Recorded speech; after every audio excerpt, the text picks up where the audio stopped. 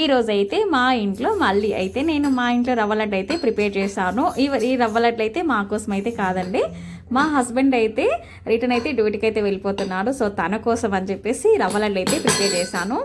మీకు ఎవరికన్నా రవ్వ లడ్డు మీకు ఎలా చేసుకోవాలో పాకం లేకుండా అని చెప్పేసి మీకు కావాలంటే నేను కింద అయితే ట్యాగ్ చేసిన ఒక్కసారి అయితే చూడండి.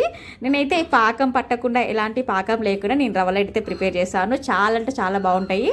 నేను చేసే రవ్వ లడ్లు అయితే ఒక 10 days వరకు అయితే పక్క నిల్వ ఉంటాయి. చాలా బాగుంటాయండి. నేను ఎలాంటి పాకం అయితే యూజ్ చేయకుండా చేస్తాను. నేను కింద ట్యాగ్ చేశాను. ఎవరికైనా ఇంట్రెస్ట్ ఉంటే అయితే వెళ్ళి చూడండి. ఈ రవ్వ లడ్లు అయితే మా హస్బెండ్ అయితే డ్యూటీకి అయితే తీసుకెళ్ళడానికి అయితే నేను చేశాను. అయితే నేను ఒక 1 kg రవ్వ 1 kg షుగర్తో ఒక 2 టెంకాయలతో అయితే నేను చేశాను. సో మా హస్బెండ్ కోసం చేస్తుంటే నాకు ఎలాంటి కష్టమైతే అనిపించదండి. సో తన కోసం మా ఆయన కోసం కాబట్టి ఎలాంటి ఈ కష్టం లేకుండా ఇష్టంతో అయితే ఇన్ని రవ్వ లడ్లు అయితే ప్రిపేర్ చేశాను. మీకు ఎవరికైనా వీడియో కావాలంటే చెప్పండి, కింద ట్యాగ్ చేశాను.